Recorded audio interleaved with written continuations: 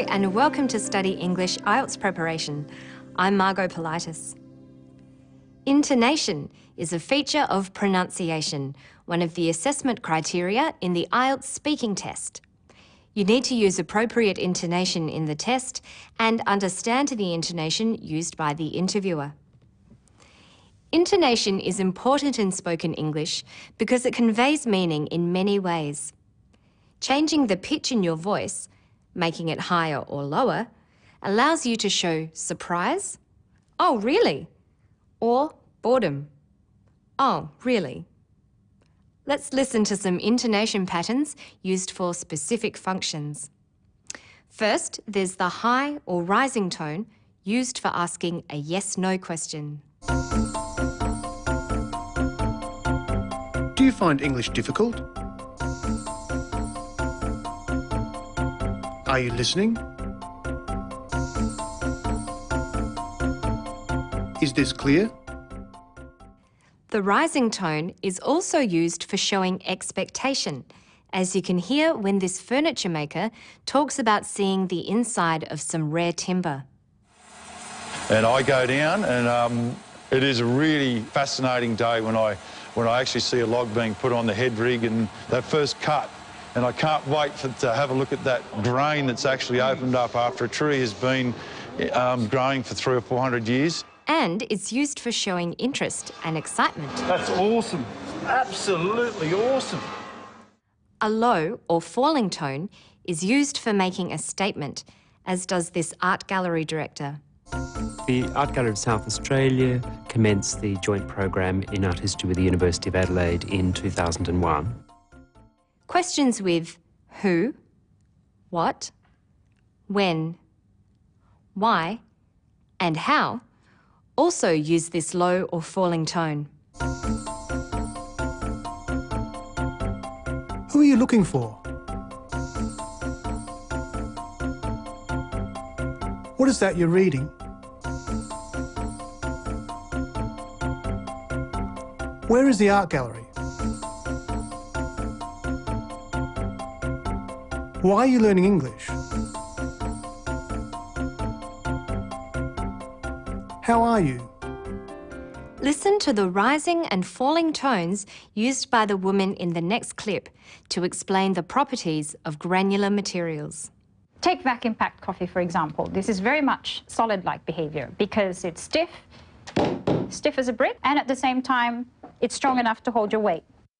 And yet, if we open the pack, I can pour it just like I would pour water. When listing things, a rise-falling tone is used. Granular materials constitute a wide range of everyday common materials, such as powders, through to natural grains such as nuts, rice, wheat grains, and mineral resources. A level tone or a low rising tone can also be used for listing. We have 3 studio cabins, 2 two-bedroom cabins, 2 teepees, and a campground. Finally, a fall rising tone expresses uncertainty. Well, I'm not sure what all this means. Now we'll look at some sample IELTS interviews. Listen carefully for the intonation patterns. Where else have you travelled? I've travelled to other Asia countries such as Malaysia, Thailand and Singapore, and of course I've travelled around in my own country. Where would you most like to go?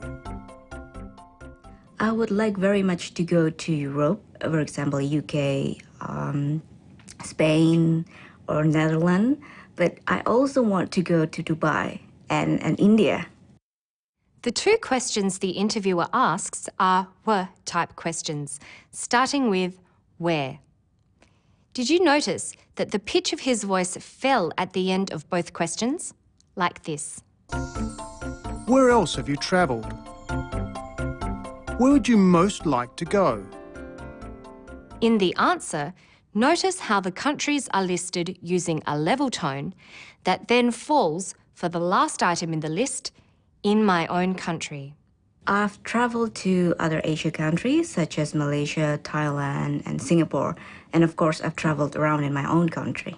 In response to the second question, her voice rises to show expectation. She then lists the countries with her voice pitch rising until she ends with a level voice for Dubai. She uses a rising intonation to express the afterthought, India. Listen.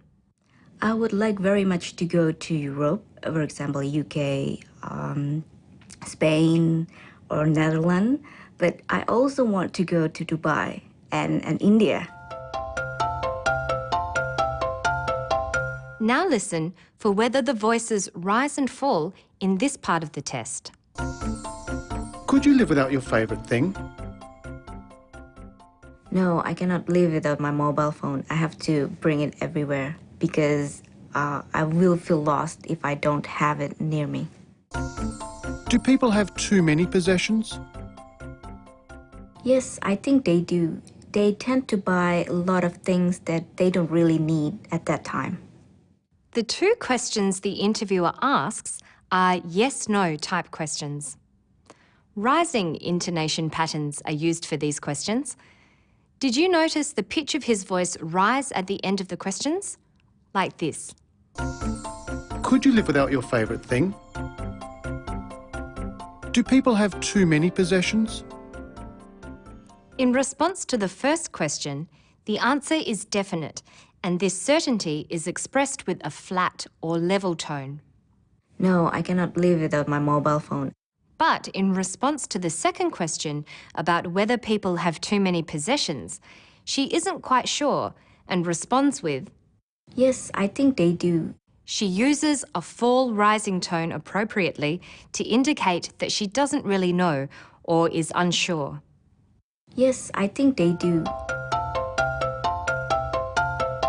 You are allowed to ask the interviewer what something means in the discussion part or part 3 of the speaking test. It's called asking for clarification. Let's say you didn't know what was meant by valued possessions. You could say, What do you mean by valued possessions? This is a "w" question, so it needs a falling tone. Listen again. What do you mean by valued possessions? A different intonation is required for the next way of asking for clarification. Do you mean important things that I own? It's a yes-no question with a rising tone. Listen. Do you mean important things that I own? The final example is a statement, so a falling tone is used. Sorry, I'm not quite sure what you mean by valued possessions. So a falling tone is used for "w" and "how" questions. Who are you looking for? What is that you're reading?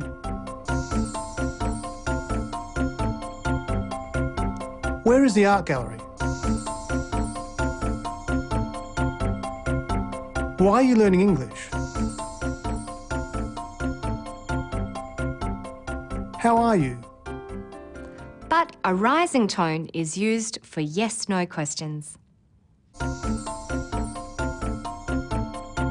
Do you find English difficult?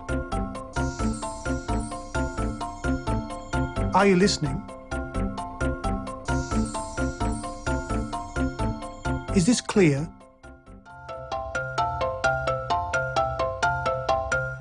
That's all for now. To find more information about the intonation patterns in English, visit our Study English website. Good luck with your studies. Bye for now.